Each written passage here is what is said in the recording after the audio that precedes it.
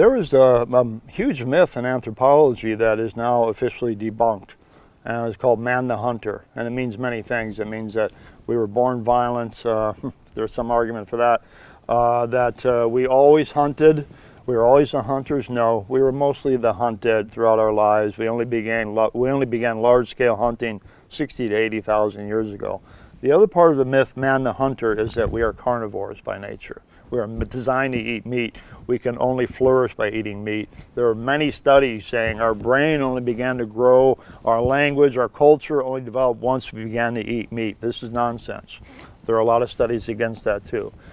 What is clear is that we began as omnivores and that we ate whatever we could, but already by 5,000 years ago in the Jain culture and with Pythagoras and the early ancient Greek cultures, there were arguments that we should be vegans for ethical reasons, and we now have all the scientific evidence that veganism is the best diet for the human frame, period, and is therefore no wonder that heart disease is the biggest killer in the world, and that every time they do an autopsy and they open up someone's chest, they pull out this fat sausage-like material out of their heart, and that is not beans and broccoli, that is animal fat.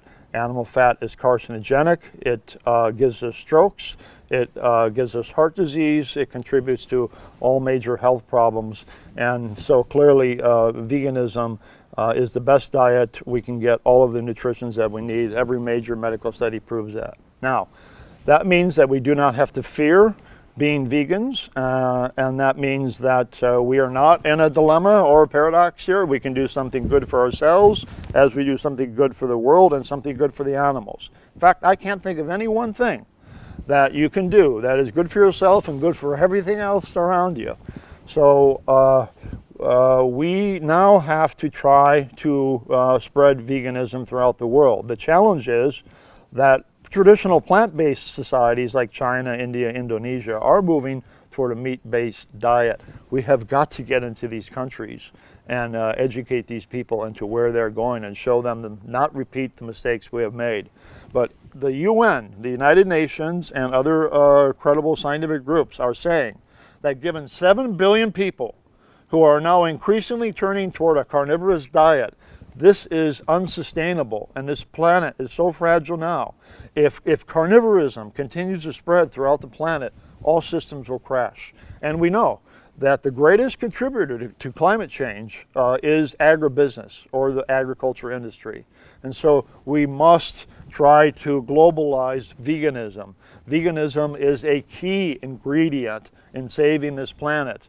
It is not the only thing. We need social movements, political change, all of that. Veganism can't change that.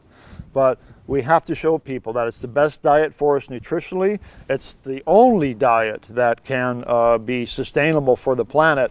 And it's the only diet that is nonviolent and will help us stop this bloodbath that this earth is currently drowning in, the blood of the innocent, the blood of the animals.